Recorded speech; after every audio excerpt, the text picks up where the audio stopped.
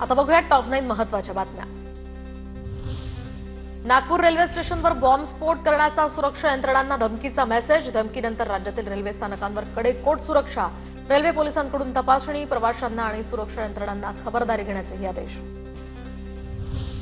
मुंबईतील ताज हॉटेलसमोर ड्रोन उडवणारा तरुण ताब्यात। पहाटे 4 वाजता ड्रोन उडवत असताना पोलिसांनी अर्मलला जेसीला ताब्यात घेतलं। देशभरात 3 दिवस जोरदार पावसाचा इशारा। अंदमान समुद्राच्या उत्तर आणि दक्षिण भागातून नैऋत्य मान्सून दाखल। बंगालच्या उपसागरात प्रचंड वेगानं चक्रीवादळ निर्माण होण्याची सुद्धा शक्यता आहे।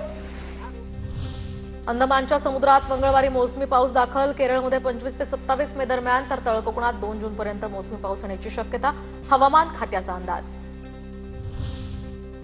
कोकणात 2 जूनपर्यंत मान्सून दाखल होण्याची शक्यता। मोसमी वाऱ्याच्या वाटचालीसाठी पोषक स्थिती निर्माण। अवकाळीमुळे आठवडाभरात 4240 हेक्टरवरील पिकं भुईसपाट। आंबा, कांदा, भाजीपाल्याचे यामध्ये सर्वाधिक नुकसान। सततची गारपीट, वादळी वाऱ्याचा शेती पिकांना फटका। 657 गावातील 15244 शेतकरी यामुळे बाधित। लाडकी बहीण योजनेच्या नावे शेकडो बनावट बँक खाती तयार करून त्यांचा सायबर गुन्ह्यांसाठी वापर। जुहू पोलिसांकडून या प्रकरणी 4 जणांना अटक।